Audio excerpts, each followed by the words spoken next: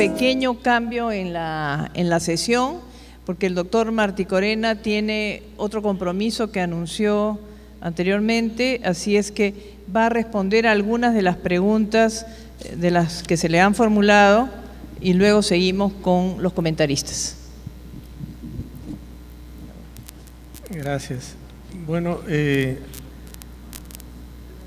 hay varias preguntas y yo me comprometo a contestarlas todas por escrito para que sean incorporadas en el texto de la publicación. Estoy más bien aquí solamente resumiendo dos o tres de esas preguntas para contestarlas frente a ustedes, pero creo que tenemos que hacerlas. Son demasiadas preguntas, tenemos que hacerlo de una manera más eficaz. Una pregunta que me parece muy interesante porque da lugar a una presentación, a un cambio de concepto interesante, es esta que observo, dice que en los colegios particulares ya desde tercer grado se les enseña física, química y biología. Niños de 8, 9 años de edad. ¿Es conveniente eso de acuerdo a la edad del niño? No solamente que es conveniente, sino que ya es un poco tarde. A los niños se les enseña desde que tienen 1 año o menos a experimentar, a querer la naturaleza, a buscar, a indagar qué cosa hay detrás de los fenómenos, cómo se explica este proceso y todo eso.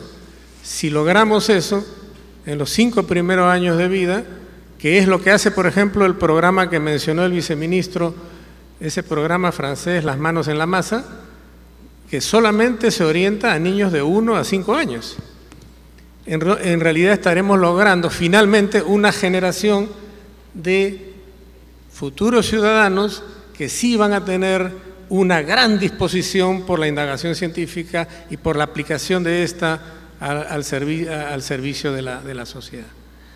Así que en realidad hay que trabajar en ciencias, no solamente en la educación, en la enseñanza básica regular, aunque creo que también se la considera enseñanza básica, por cierto, a la inicial, ¿verdad? Entonces sí, hay que iniciarla con inicial. Es lo que se hace actualmente. Y a este respecto quisiera señalar un aspecto muy interesante, que es una experiencia. En Chicago había mucha violencia en algunos colegios, y incluso en primaria, violencia, niños que mataban, bandas, y un Nobel de Física, el señor Lederman, hace ya de eso 18 años, hizo una experiencia, dijo, bueno, pero la enseñanza de la ciencia da lugar a una ética, ¿por qué no enseñamos mejor ciencia en esos colegios violentos? Al cabo de 7 años el experimento fue tan exitoso, los índices de criminalidad, digamos así, o de violencia bajaron tanto, que un grupo de también nobles franceses, amigos de Lederman, viajaron a Chicago, conocieron la experiencia y la trasplantaron a Europa con el nombre de la main à la pâte, que es lo que dijo el viceministro. Y ahora Europa la ha aceptado, porque ellos la trasplantaron a Francia. Europa la ha aceptado como programa polen, como el polen de las flores. Ese es el nombre del programa. Pueden buscar en internet y van a ver las maravillas que tiene este proceso de enseñanza de las ciencias para niños de 1 a 5 años.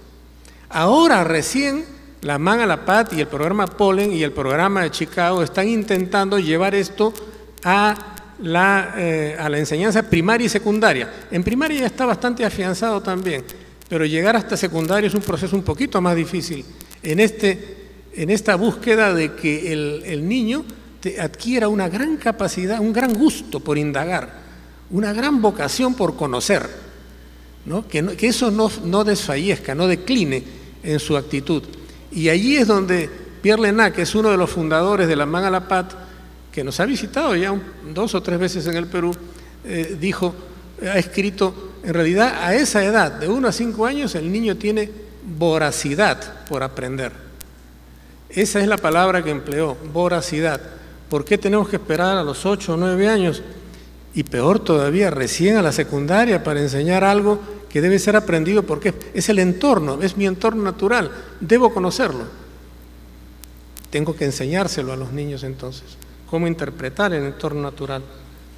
La ciencia es universal No existe una ciencia nacional u occidental, ¿no?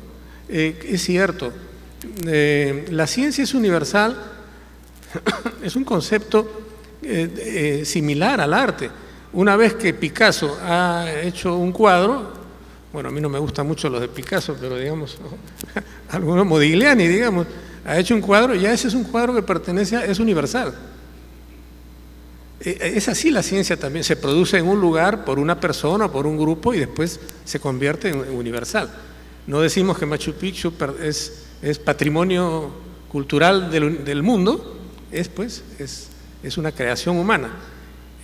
Lo que estamos diciendo es que los grandes productos de la cultura, del pensamiento, del espíritu, de la racionalidad, esos grandes productos al final terminan siendo patrimonio universal. O sea, sí, efectivamente, no hay nada. Y hay patrimonio universal que es alimentado por la cultura peruana. Por ejemplo, todas esas tecnologías andinas de irrigación, en una sociedad donde el agua escaseaba, y donde prácticamente la historia del Perú es la historia del agua. Cuando escaseaba, moríamos, y cuando sabíamos administrarla, sobrevivíamos y desarrollábamos culturas avanzadas. Entonces, toda esa cultura forma parte del patrimonio, toda esa producción de bienes tecnológicos, de conocimientos, forma parte del patrimonio cultural universal.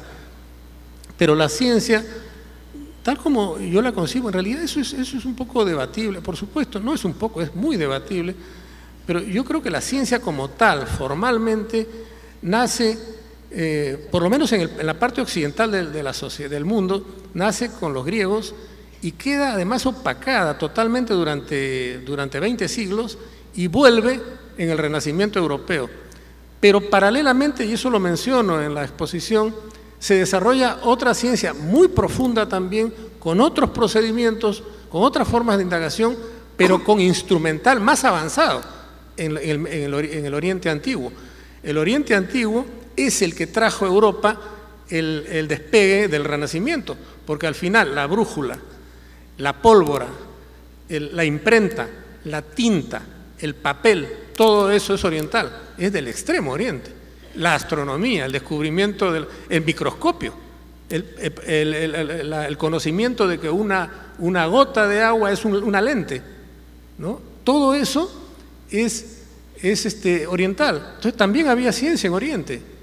Y había ciencia, por ejemplo, en el mundo andino, lo describe en los comentarios reales, en los primeros capítulos, además, Garcilaso, y menciona una serie de conocimientos tecnológicos, pero no hubo ciencia en el sentido que estamos diciendo, en el sentido de utilizar el método deductivo, la experimentación perseverante, consciente, con hipótesis, con este procedimiento metódico que fue definido en el Renacimiento.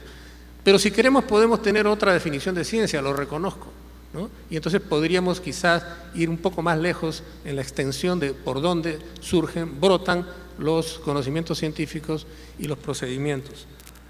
Creo que si, por ejemplo, como va a ser el caso, espero, en los próximos 5 años, le nace finalmente al Perú un Museo Nacional de Ciencias, ese museo no puede ser una vitrina de conocimientos universales de ciencia, tiene que privilegiar los conocimientos que para la ciencia ha aportado el conocimiento peruano, la cultura peruana, porque si esa presentación del museo no es capaz de mostrar el aporte de los peruanos, no nos dice nada respecto a nuestra identidad, no nos identifica con la producción intelectual, emocional, simplemente nos pone frente a una vitrina de conocimientos en los que posiblemente nunca tomamos parte.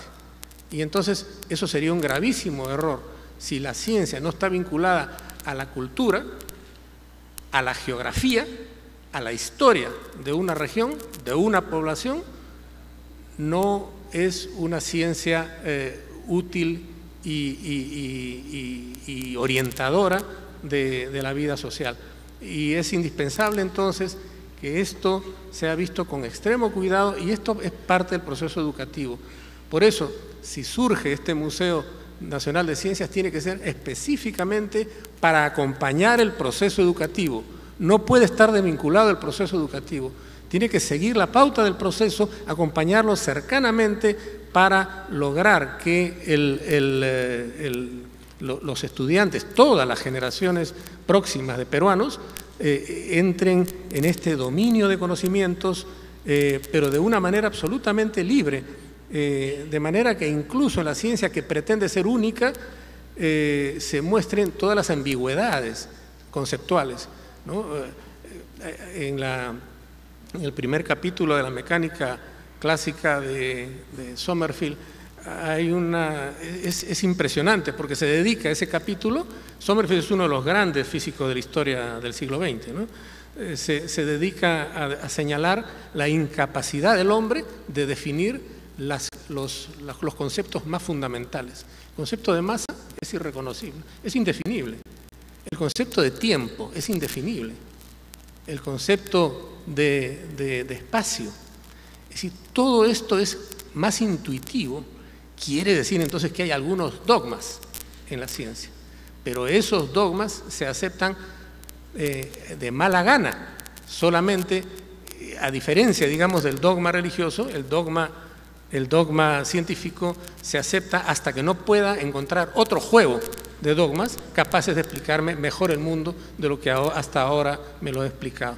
Bueno, creo que me he ido un poquito por la rama, disculpen por eso, pero quisiera señalarles que en realidad lo que está en juego es poner la ciencia al servicio de tanto de la cultura, del conocimiento mismo, la ciencia por la ciencia misma, cuanto la ciencia por su utilidad. La ciencia, como decía Bacon, es para poner la naturaleza al servicio del hombre. Solamente que, claro, tenemos que ser extremadamente cuidadosos porque ahora el proyecto de la modernidad está poniendo en grave riesgo el desarrollo de la continuidad incluso de la sociedad moderna, ¿no? Hay un grave deterioro ambiental, hay un descuido muy grande de otros aspectos de lo humano y se va específicamente solo al negocio. El negocio es importantísimo, con eso se vive, pero hay muchas dimensiones más del ser humano, no ese es el único. Y nada más, creo que allí debo quedarme. Muchas gracias. Muchas gracias.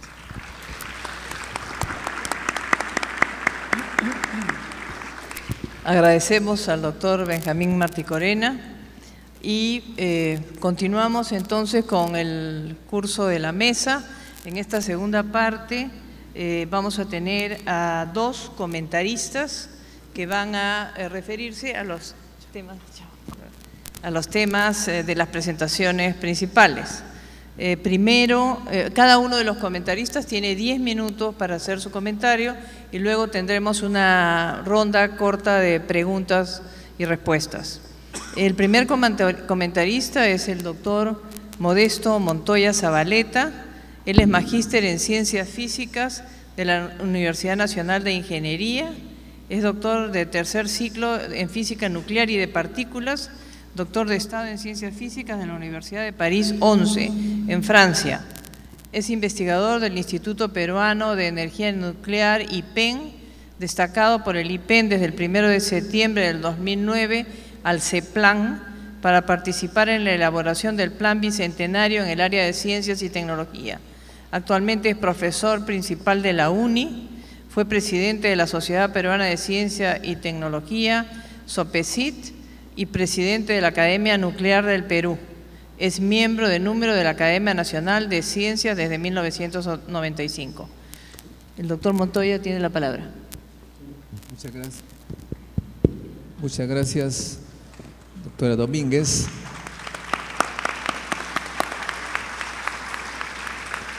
Bueno, he puesto allí una página, una dirección que es nuestra página que creamos hace mucho tiempo. En 1992 decidimos empezar a formar a niños científicos. Muchos de ellos ahora son brillantes en el mundo. Me toca comentar las exposiciones principales y, a decir verdad, he sido impactado por algunas expresiones, ¿no? Benjamín Martí-Corena nos dice: las experiencias fuertes marcan la existencia de una especie durante varias generaciones sucesivas. En realidad, podríamos ser mucho más particulares y decir: las experiencias fuertes marcan la existencia de cada uno de nosotros. Y así como las especies se vuelven científicas por esas experiencias fuertes, los hombres y las mujeres, muchos de ellos se han hecho científicos porque han vivido experiencias fuertes. Y nuestro centro precisamente trata de crear esas experiencias fuertes en los niños.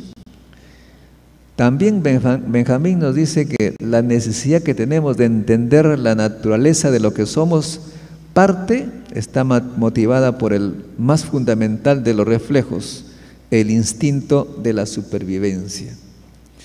Igualmente podríamos particularizar a cada uno de nosotros y decir que la necesidad que tenemos de entender nuestras vidas está motivada también por el mismo deseo que es el instinto de supervivencia. Bueno, y aquí lo que Daniel Quinechi nos habla en lo que respecta al desempeño de las competencias científicas, de acuerdo a la PISA 2009, dice que ¿en qué consiste el desempeño en competencias científicas? Dice: de forma consistente, identifican, explican y aplican su conocimiento sobre la ciencia a una variedad de situaciones complejas de la vida. ¿Por qué he hecho mención a estas tres partes de las exposiciones anteriores? Porque en nuestro centro precisamente formamos niños con esas características, y lo que es impresionante de nuestros resultados es que no necesitamos de laboratorios complejos para formar niños científicos. Y como comentaba ayer con mi amigo Eduardo Ismodes, el sábado pasado quedé realmente impresionado por el trabajo de estos chicos, sobre todo de uno de ellos, que vino a hacerme una pregunta. Dice: profesor, usted que nos señala pues que hay que buscar unas hipótesis coherentes para explicar las cosas, para que esto sea estructurado, etcétera, etcétera. Yo le quiero hacer una pregunta muy simple, que está ahora muy de moda. ¿Por qué Steve Jobs escogió como el logo de su empresa, el primer logo, la manzana que le caía a la cabeza de Newton? Yo me quedé pues sorprendido por la pregunta, ¿no? No supe qué responderle. Le decía: supongo pues que tiene que ver con la creatividad. Le digo: no, profesor, no. Me dice: a ver, dime, tú sabes todo, tiene la respuesta. ¿Cuál es? Resulta, me dice, estoy abreviando porque fue una conversación muy larga, resulta que Steve Jobs prácticamente fue huérfano de la primera infancia porque sus padres lo abandonaron. Lo abandonaron y la primera familia que quiso adoptarlo se desanimó y lo abandonaron entonces por segunda vez, ¿no? Como dice Benjamín, las experiencias fuertes de la vida hacen pues que uno ponga a pensar. Y el niño dice: eso lo marcó, profesor, seguramente lo ha tenido pensando tanto porque he leído de que ha ido a la India y se volvió medio místico buscando la explicación de por qué lo abandonaron 2 veces y por qué su vida era diferente a la de los otros niños que vivían una vida normal. Y buscando esas cosas, comenzó a leer libros y se encontró con Newton.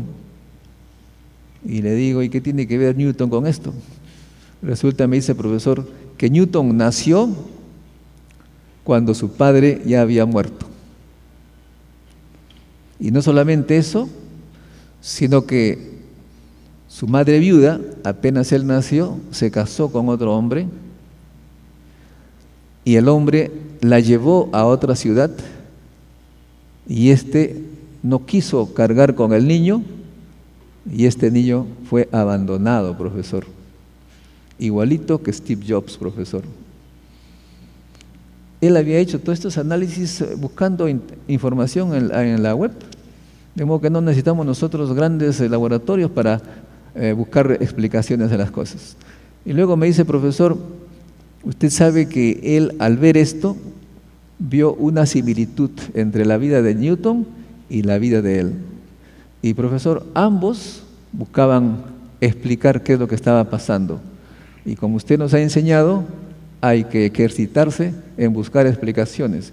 Y el que comienza a buscar explicaciones desde muy pequeñito, ya se está entrenando para ser científico. Y además, profesor, me dice, el tema es que Steve Jobs, que vivió en esa soledad y abandonado, buscaba la forma de comunicarse con el mundo. La forma de comunicarse era para él esencial. Por eso es que inventó todo lo que inventó.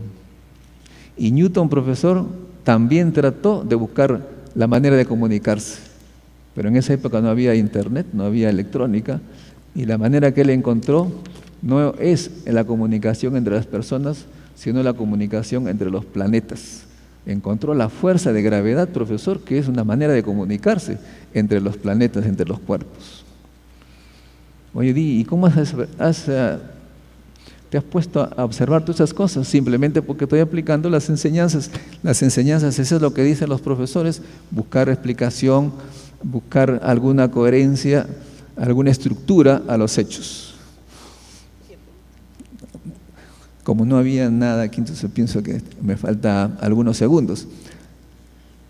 Y finalmente me dice una cosa curiosa también, profesor. Steve Jobs nació cuando usted estaba cumpliendo 6 años, es decir, cuando empezaba la escuela. Pero eso, por supuesto, no tiene ninguna relación, es una simple coincidencia. Esa me parece que es la manera que tenemos nosotros los profesores de enseñar ciencia a los niños. Y lo digo eso porque mucha gente piensa que requiere laboratorio y requiere un montón de cosas para enseñar ciencias. En la vida y en la internet y todo tipo de información puede servir para que los chicos aprendan a ser científicos. Ese es el mensaje que nosotros queremos traer de Ciencia Perú y les invito a entrar a nuestra página para participar en esta aventura que debe empezar el Perú, que es el inicio de la ciencia y la tecnología. Y por supuesto también los invito a firmar la carta al presidente Ollanta para que cree el Ministerio de Ciencia y Tecnología y por supuesto se inicie como lo hizo Costa Rica, Brasil y ahora Argentina, España. Muchas gracias.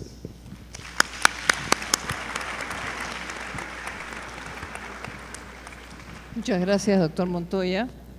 Le toca ahora el turno al profesor Eduardo Ismodes Cascón. Él es egresado de la carrera de Ingeniería Mecánica de la Universidad Católica, con estudios de Economía y maestría en Comunicaciones de la misma universidad, donde es profesor principal del Departamento de Ingeniería. Fue decano de la Facultad de Ciencias e Ingeniería y miembro del Consejo Universitario. Es autor y coautor de diversos artículos y libros en temas de su propia disciplina y de la educación superior. Fue ganador del Premio Andrés Bello a la mejor investigación sobre educación superior en América Latina y el Caribe en el año 2007. Es director del Centro de Innovación y Desarrollo Emprendedor, CIDE, de la Universidad Católica. Doctor Ismodes, muchas gracias. Muchas gracias, doctora Graciela. He escuchado la exposición de doctor Benjamín Marticorena, excelente poesía, que tal vez debería ser material para los chicos de los colegios. Luego la exposición del profesor o del doctor Daniel Quineche, donde nos muestra lo que debe hacerse, lo que se está haciendo en materia de enseñanza de la ciencia, pero mientras daban sus exposiciones yo me preguntaba, ¿y por qué en el Perú no hacemos las cosas bien? Y siempre saltan las cosas, esos errores, con una claridad tan intensa como el sonido que están escuchando ustedes ahora mismo. Un hermoso auditorio, grande, pero hecho con paredes bien planitas, un piso bien pulido, como para que reboten todas las señales y haya reverberaciones. El arquitecto debió saber que así iba a pasar. El ingeniero civil que construyó también. El director, cuando recibió el colegio en estas condiciones, supongo que escuchó. Curiosamente veo que se han colocado parlantes abajo y no se usan los de arriba. ¿Qué pasa? ¿No funcionan los parlantes de arriba? ¿Por algún problema administrativo no se pueden usar? ¿O de repente el amplificador se usó para la inauguración y se llevó a otro colegio?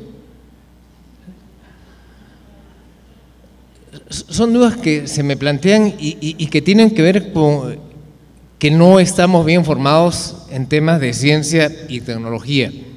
Me pregunto, ¿por qué no manejamos las cosas elementales con un mínimo de criterio? Y creo que estamos ante un círculo vicioso. Maestros incompletos que forman ciudadanos incompletos. Vivimos mezclando conceptos, prejuicios, ideas separadas de la realidad. Un ejemplo, el penoso caso del chico desaparecido en Arequipa, Ciro Castillo. Cómo la gente hace afirmaciones aventuradas de todo tipo explicando qué ocurrió sin haber estado en el lugar, sin conocer los hechos. Y se toman ya decisiones y se castiga, se quiere castigar o se quiere juzgar a las personas sin lo elemental que debería conocer alguien que conoce, que sabe lo que es un proceso de investigación, ¿no? Y ese es solo un ejemplo de cómo actuamos en la vida diaria.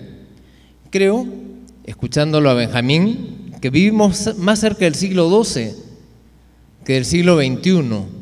En el siglo XII, cuando comienzan a estudiar Aristóteles de nuevo, cuando nace la universidad, se consideraba que todo podía ser resuelto pensando, usando el cerebro. No se necesitaba la experimentación. O sea, bastaba con el buen raciocinio lógico para explicar todas las cosas, ¿no? Luego la ciencia se desarrolla, aparece la tecnología en su máximo esplendor con la revolución industrial y se conoce del constructivismo hace décadas y sin embargo no conseguimos que esto se aplique en la enseñanza. O sea, algo que no funciona en nuestro medio. Las pruebas PISA lo demuestran. Tenemos cerca de 80.000 chicos que han acabado el colegio y que están estudiando para chef, cosa excelente. ¿Cuántos estudian para ciencias y para ingeniería? Me imagino para ciencias no pasan de 2.000 y para ingeniería no pasarán de 20.000, ¿no? ¿Cuál es el gran problema en el Perú? Nos está faltando gente que forme gente. Creo que el papel de IPEVA es central para que esto cambie. No lo puede hacer de golpe, pero sí sentando las pautas para ir moviendo ese barco que va en la dirección equivocada, reorientarlo y llevarlo a la dirección correcta. Creo que hay experiencias acerca de la acreditación en calidad superior que ha impulsado el ingeniero José Valdés, donde se ha traído los conceptos, la práctica que se aplica para la acreditación de carreras de ingeniería, sea una ABET, y donde lo fundamental es la acreditación basada en la calidad y en procesos de calidad que tienen como herramienta fundamental la mejora continua. Y podemos acreditar organizaciones que están mal, pero si tienen un método que asegura que año tras año van a ir mejorando y se puede ver si eso realmente ocurre, entonces podemos hacer un montón de cosas buenas.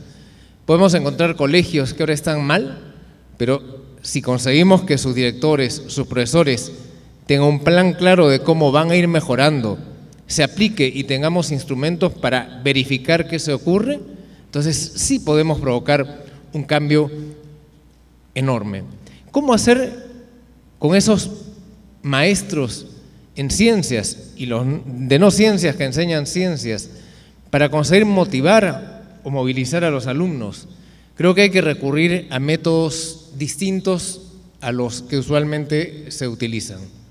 Aquellos de traer profesores y entrenarlos tienen una efectividad limitada, son buenos, pero necesitamos hacer algo de manera masiva. En los años 60 hubo campañas de alfabetización por todo el país y chicos universitarios iban por todo el país ayudando a alfabetizar, voluntarios también. Deberíamos recurrir a los chicos de ciencias e ingeniería y tomarlos como voluntarios, como practicantes, como gente de la que se le retribuye de alguna manera, para que vaya a los colegios y con algún mínimo entrenamiento de pedagogía ayude al maestro a mejorar su enseñanza en ciencias y en tecnología. Pero más que ayudarle, para que ese chico vaya e ilusione a los estudiantes. Porque más importante que enseñarles es que lo vean como un ejemplo, que llegue un chico de la uni y esté en Puno enseñando y digan, ah, este chico es de la uni, es un chico brillante. Él solo, si es bueno, y irradia algo que los otros, de lo que los otros se contagian. Tenemos que llevar eso, porque si tiene un maestro maltratado, que no está gozando de su trabajo, pues eso solo va a afectar negativamente al alumno que nosotros deberíamos levantar y elevar. Las TICs también pueden ayudar en algo, consiguiendo que nuestros alumnos en el sitio más recóndito vean a los mejores maestros, pero por ahora tenemos ciertas limitaciones en el trabajo. Creo, además, fundamental seguir algo que ha revivido en los últimos años el educador Ken Robinson. La meta fundamental que debemos buscar en la formación de nuestros estudiantes escolares es que descubran lo que les emociona, lo que les apasiona. Y cuando entran en sintonía con eso, nosotros alrededor de ese tema, incorporarles el aprender a manejar la ciencia, a manejar tecnologías en favor de eso que les gusta y apasiona. No llevar la ciencia y la tecnología por un lado separado. Si hay tantos chefs, tenemos que conseguir que la ciencia se involucre con los chefs. Y el bullying en Cataluña es un ejemplo.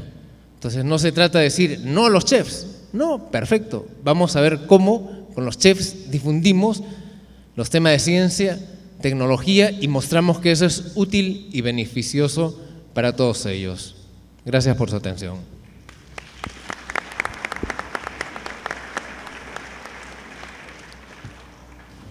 Muy bien, al concluir esta primera etapa de presentaciones y comentarios, pasaremos a la respuesta de las preguntas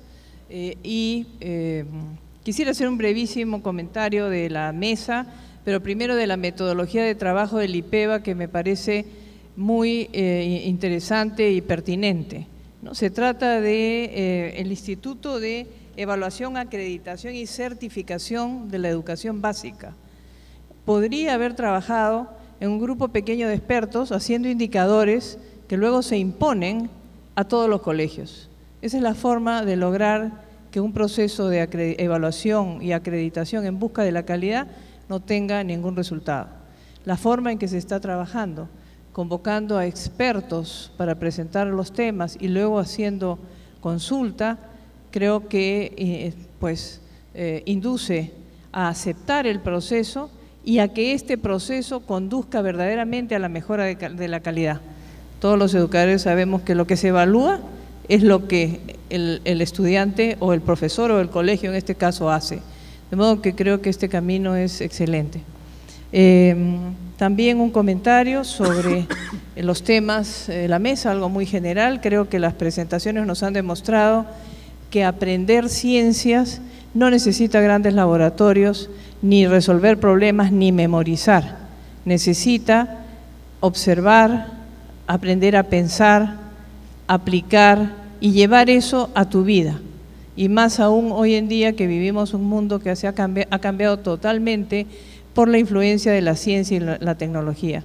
Le doy la palabra al doctor Quineche para las respuestas de algunas de las preguntas. Muchas gracias, doctora Gracila, y muchas gracias a todos los participantes que me han hecho llegar sus preguntas, sus inquietudes, ¿no? Su reacción a los puntos que había expuesto, ¿no? Sería interesante dar respuesta a cada una de ellas, pero el tiempo no es posible, entonces he tratado de agruparlo por lo menos en 4 escenarios. Empezaré diciendo lo siguiente. Un día conversábamos con el doctor Guerra García, que en un momento es presidente de la Academia Nacional de Ciencias, y me decía, Daniel, me decía, acabo de hacer una pequeña encuesta entre los socios de la Academia Nacional de Ciencias y la mayoría de ellos son de provincias. Y cuando les he preguntado dónde han estudiado en las grandes unidades escolares de los años 50, en esos colegios públicos de los años 50, grandes unidades escolares, hoy día llamados colegios emblemáticos. Allí se formaron los mejores científicos peruanos que están aquí en actividad o que están en el extranjero. En los años siguientes han venido otros colegios también dando sus aportes. El primer dato que llama la atención. Entonces él pedía que, por ejemplo, qué bonito sería, ¿no?, que estos científicos que salieron de estas aulas públicas volvieran hoy día, después de 20, 30 años, a esas aulas escolares y dieran una gran conferencia motivadora a los estudiantes, ¿no?, para que por ahí se animen, ¿no?, y a ser indagadores, otra vez a recuperar la ilusión de algún día hacer ciencia y tecnología en el país, ¿no es cierto? Lo apoyamos en un momento a Guerra García y creo que regresó a unas cuantas de esas conferencias y ojalá lo sigan haciendo. En los años 70 hubo un break en el país y en el mundo, porque los organismos internacionales empezaron a hacer mucha presión sobre los países pobres para que la gran masa de pobladores fuera a las escuelas. Y entonces las políticas educativas, ¿no?, incidieron en eso. ¿Cómo hacemos que más personas vayan a la escuela? En el Perú la cosa fue sencilla. Nosotros estudiamos en un solo turno, mañana y tarde, y de la noche a la mañana, por decreto supremo, empezamos a tener 2 turnos. Se recortó las horas de estudio y aparecieron 2 turnos. Automáticamente la estadística Perú pues alcanzó 90% pues, de matriculados en la educación básica.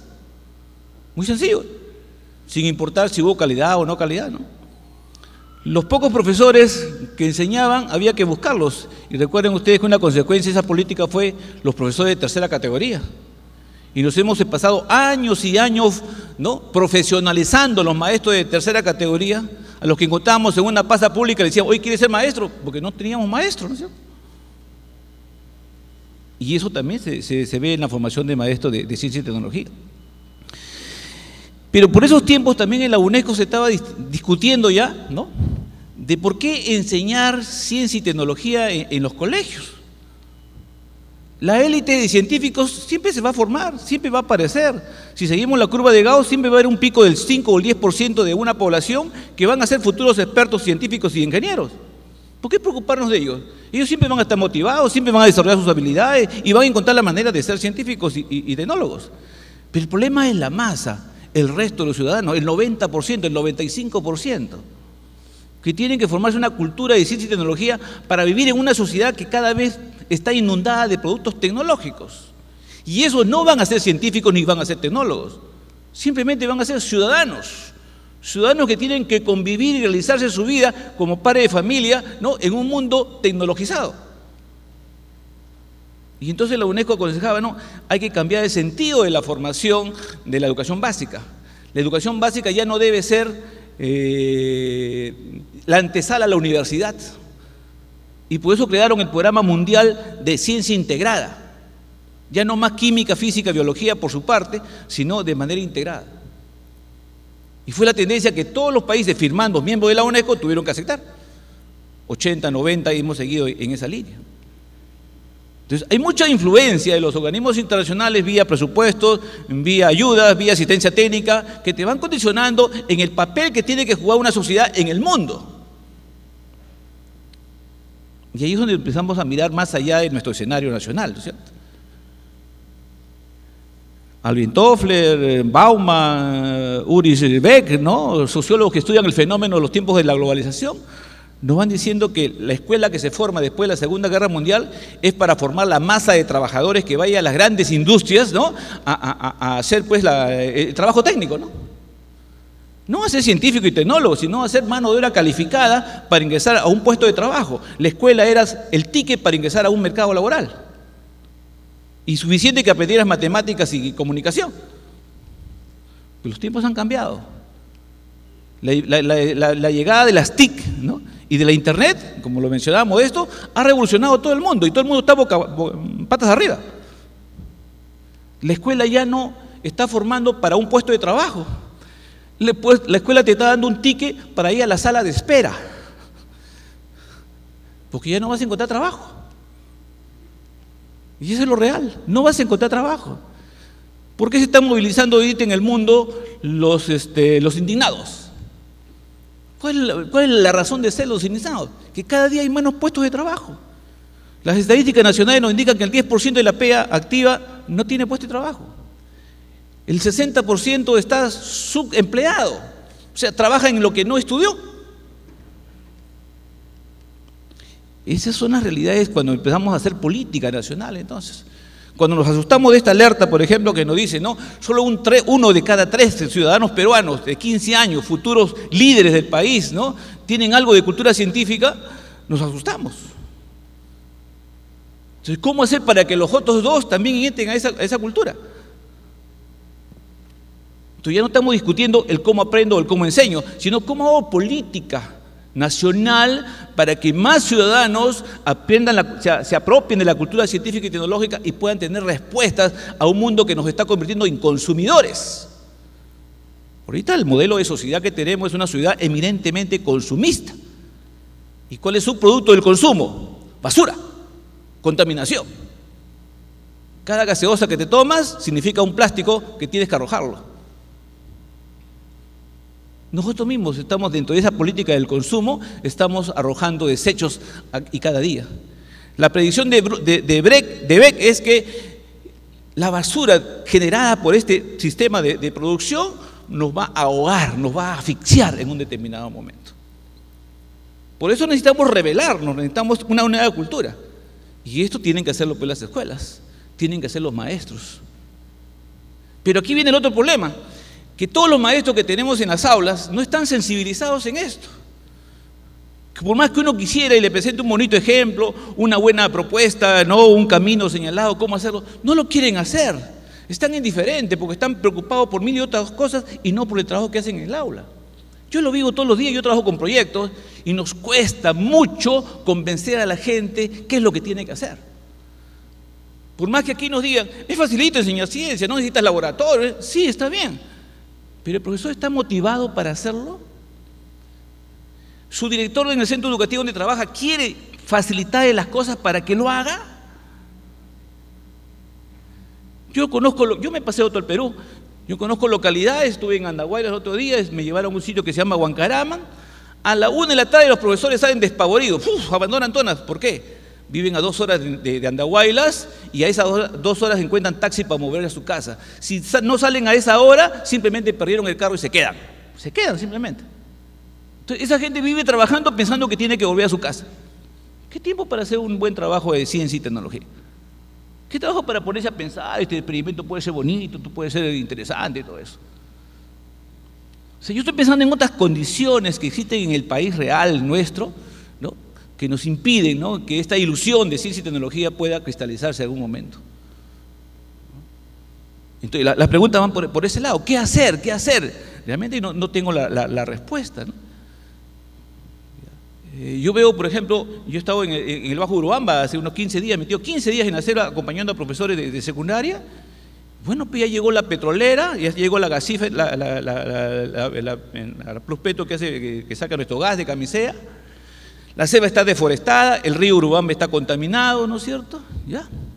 La ilusión de los jóvenes ayánicas, yines que viven ahí, la ilusión de estos jóvenes ya no es educarse para mantener su cultura, sus creencias, ¿no? su leitmotiv de lo que dicen los dirigentes que son interculturales. No, es convertirse en empleado de la empresa. Porque ya descubrieron que la empresa les da un puesto de trabajo, les da un buen sueldo y con lo cual pueden comprarse un televisor, una vía satélite, etc. Les cambió totalmente el rostro. Y el profesor de ciencia, ¿qué hago, profesor, con esto? El chico está pensando en dejar la escuela para convertirse en un peón más de la empresa.